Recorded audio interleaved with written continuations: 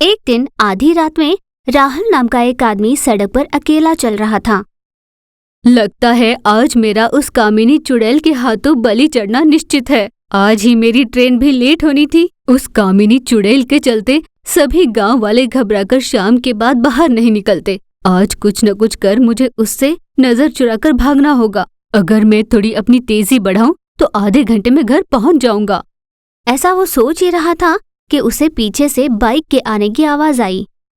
वो बाइक सीधे राहुल के पास आकर खड़ी हो गई। मैं राजू हूँ, तुम्हें मुझसे डरने की कोई जरूरत नहीं। दूसरे गांव से लौटते लौटते मुझे देर हो गई। मैं भी घबराते हुए ही घर जा रहा था। अब तुम मिले हो तो दोनों को एक दूसरे का सहारा होगा। फिर दोनों बाइक पे बैठे बात करते हुए वहां से चले गए।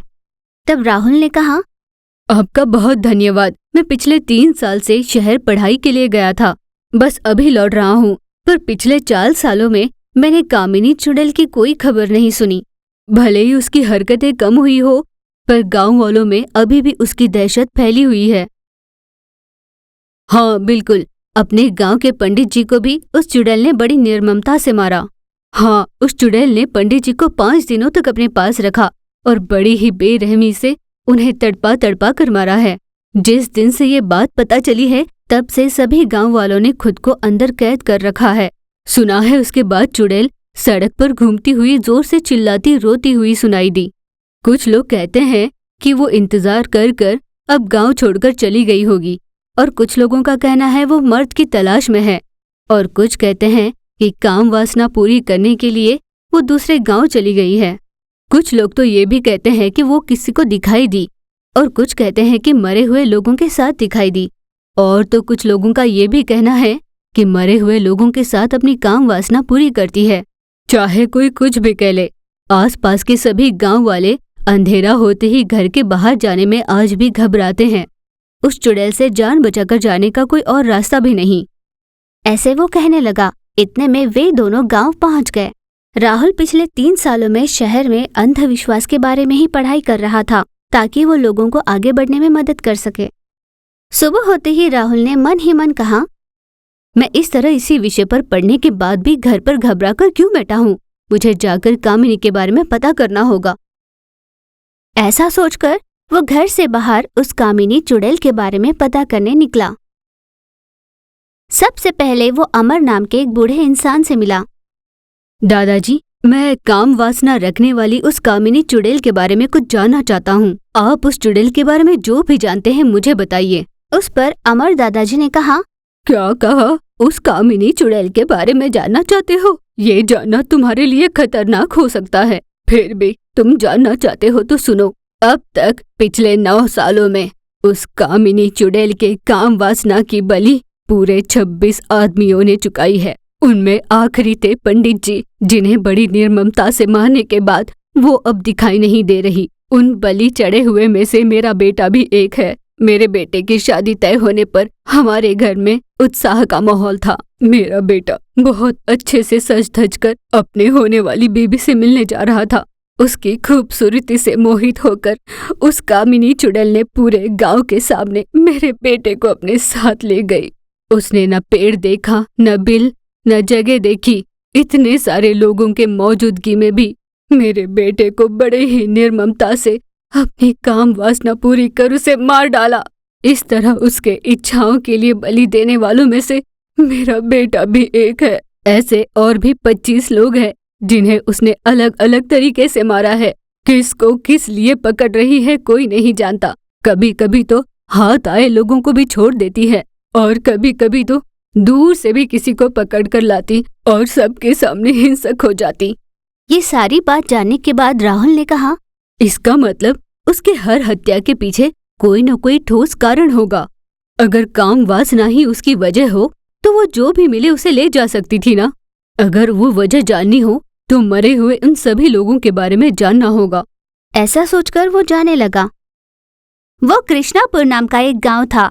उस गांव में अचानक बाढ़ आने के कारण सारा गांव तितर बितर हो चुका था। इसी बाढ़ के कारण अपने माँ बाप को खोया था 2 बच्चों ने, बेबी और बॉबी। उनकी समझ में नहीं आ रहा था कि वे कहाँ जाए, कहाँ रहे। चारों ओर पानी ही पानी। पेड़ कहाँ था ये भी पता नहीं चल रहा था। दीदी, मुझे माँ चाहिए, मुझे पापा चाहिए दीदी। इस तरह वो माता पिता के लिए रोने लगा। तब बेबी बोली, चुप हो जा मेरे भाई, अपने माता पिता हमारे लिए जरूर लौट आएंगे। इस तरह उसे धीरज दिलाते हुए धीरे धीरे आगे बढ़ रही थी। वे दोनों चलते चलते जंगल में बहुत दूर चले गए। वहाँ खुले मैदान में कई लोग टेंट हाउस बनाकर रह रहे थे। ये देखकर वे दोनों बच्चे भी वहाँ पर चले गए। वहाँ एक औरत ने आकर कहा, तुम दोनों यहाँ क्या कर रहे हो? आखिर आए कहाँ से हो?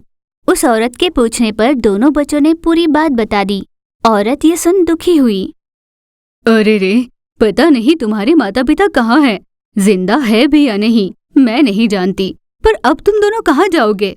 उसकी बात सुन दोनों बच्चे रोने लगे। इसका क्या मतलब हुआ? क्या हमारे माता पिता अब वापस नहीं लौटेंगे? क्या हम उनके पास नहीं जा पाएंगे? ऐसे नहीं हो सकता।